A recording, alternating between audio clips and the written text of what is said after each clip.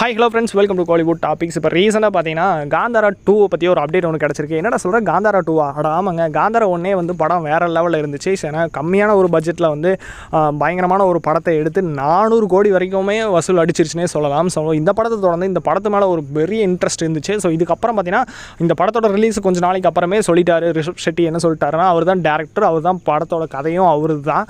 So அவர் என்ன சொல்லிட்டாருன்னா, காந்தாரா 2 இருக்குது, இதுக்கு முன்னாடி நடக்கிற ப்ரீக்வலானது தான் அது அப்படின்னு அந்த கதைன்னு சொல்லியிருக்காரு. அப்படி பார்த்தா இவரோட அப்பா கேரக்டரில் யாராவது நடிக்கணும். ஸோ அதாவது அவர் அப்பா வந்து இதுக்கு முன்னாடி அவரும் மறைஞ்சிருப்பார். ஸோ அந்த இதில் ஸோ இதுக்கப்புறம் இந்த காந்தாரா 1 பார்த்தீங்கன்னா அவரும் கிளைமேக்ஸில் மறைஞ்சிருவார் அந்த இடத்த விட்டு. ஸோ அவங்க எங்கே தான் போவாங்க அப்படிங்கிறது ஒரு பெரிய ஒரு இதாக இருக்கும். ஸோ அதை தொடர்ந்து மோகன்லால் பார்த்தீங்கன்னா இந்த படத்தில் அந்த அப்பா கேரக்டர் பண்ண போகிறாரு. அதாவது ரிஷப் ஷெட்டிக்கு ஹீரோவுக்கு பார்த்தீங்கன்னா அப்பா கேரக்டராக பண்ண போகிறாரு. ஸோ அவர் தான் அந்த கதை ஃபுல்லாக ட்ராவல் ஆக போகிறாரு. இதில் ரிஷப் ஷெட்டி வருவாரா என்னன்னு கேட்டிங்கன்னா வரலாம், மேபி குழந்தைய கூட வரலாம். இதை தொடர்ந்து அவர் எப்படி அங்கே மறைஞ்சார், ஸோ அந்த மாதிரி ஸ்டோரிஸ்லாம் இதில் தான் வரப்போகுது. ஸோ வெயிட் பண்ணி பார்க்கலாம். யாருக்கெல்லாம் காந்தாரா படம் பிடிச்சிருக்கு அப்படிங்கிறத கீழே கமெண்ட் பண்ணிடுங்க. எனக்கும் பர்சனலாக ரொம்ப பிடிக்கும். ஸோ இதே மாதிரி ஒரு நல்ல வீடியோவில் மீண்டும் சந்திக்கலாம்.